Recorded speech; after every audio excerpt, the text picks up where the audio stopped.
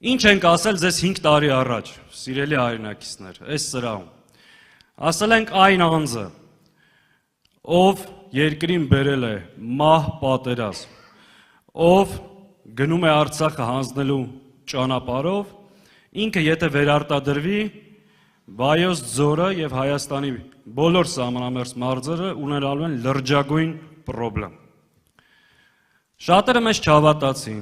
շատերը չվստահեցին, շատերը հավատացին այս խեղկատակներին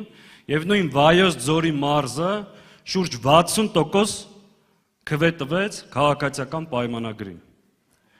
Արդյունքում ինչ տեղի ունեցավ։ Արդյունքում Արցախը հայաթափվեց, այսօր Ադրբեջանի զորքերը գտնվում են ջերմուկի մատույցներում։ Ժորժ ջան, եթե այս իշխանությունը մնաց, այն ճանապարհով, որով մենք քիչ առաջ եկանք վայք, 1-2 տարի հետո այդ ճանապարհով չեն կարողանալու գալ։ Սա չափազանցություն չի։ Եթե ձեզ 5-6 տարի առաջ մեկը ասեր Արցախը հայաթափվելու է, թուրքը հասնելու է ջերմուկ, առնվազն ասելու եք սա խելագար է, այս ինչ է ասում։ Բայց սա այսօր դժբախտ իրականություն է։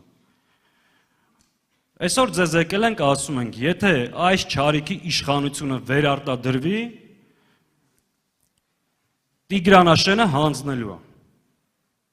Ու սա չափազանցություն չի։ Իմիջիայլոց, եթե այդ թափառախումբը, սատանաների ոհմակը առաջիկա օրերին ստեղ հայտնվի, խնդրում ենք, այն որ հիստերիկ սենց ելույթներ ա ունենում եւ այլ, մի հատ սենց ուսին խփեք, ասեք հանգստացի տղա ջան, ու պատասխանի մի հատ պարզ հարցի։ Ասա, որ դու Տիգրանաշենը չես պատրաստվում հանձնել։ Ու շատ եղեք չֆռսնի, կռուտից չլնի, Արծվաշեն,